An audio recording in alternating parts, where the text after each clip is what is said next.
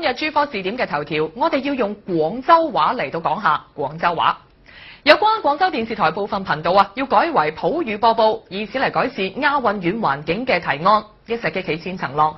數千名嘅網友喺微博入邊發表意見，議論紛紛。我哋首先喺呢度要為廣州市民行使自己權利、表達自己意願嘅熱情同勇氣，鼓一下掌。據唔完全統計，目前全球係有1億左右嘅人用緊粵語。聯合國教科文組織早就已經將粵語列入到語言嘅範疇。呢一個喺中國嘅方言入邊可以話只此一家。目前唔單止係粵港澳貴，就算你話去到咩美國、加拿大、澳大利亞，粵語亦都進入到呢一啲國家語言嘅前3位，成為咗當地居民最主要使用嘅語言啦。但令人不解嘅係喺粵語發源地嘅廣州，你話普粵之戰偏偏此起彼伏，各色人等對於改粵為普仲係樂此不疲。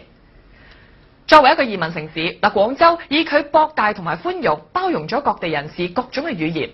到頭嚟呢，作為本土語言喺電視屏幕上邊佢竟然可能難有容身之所，真係令人百思不得其解。放眼神州大地，你話普通話同各種嘅方言和平共處，甚至乎融合嘅例子比比皆是。所謂純粹嘅普通話，基本上可以話唔存在。近年嚟，方言加入去普通話嘅情況越嚟越多啦。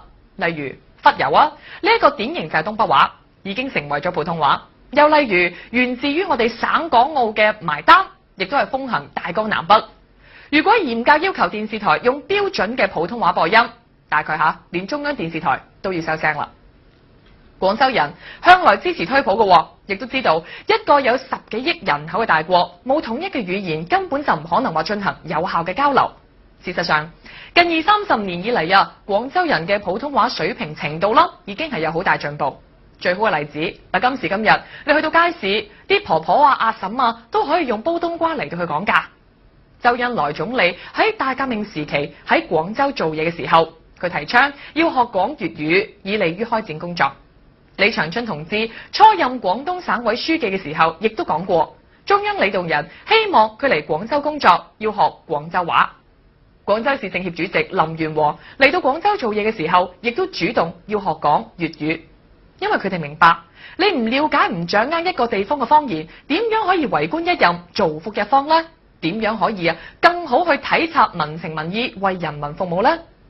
同飲珠江水，共為廣州人，學識呢一個城市有悠久歷史，保留咗諸多古音嘅粵語，相信唔會係一件丟架嘅事。呢一個同廣州係咪需要一個上衛星嘅電視頻道，好似真係冇乜太大拉楞。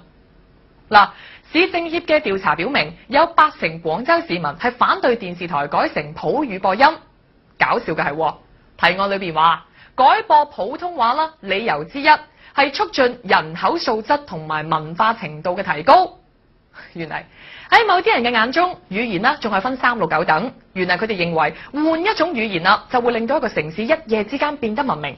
喺大家為講粵語定係講普通話爭論不休嘅時候，呢一啲嘅語言文明論更加值得警惕。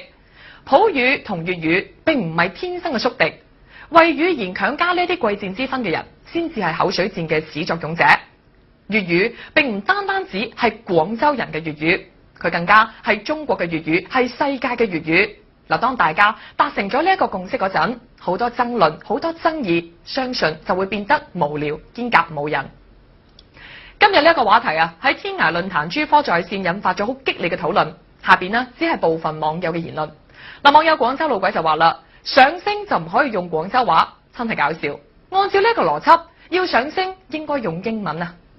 呢位網友就話啦，香港夠國際化啦，電視台咪又一樣係用緊粵語。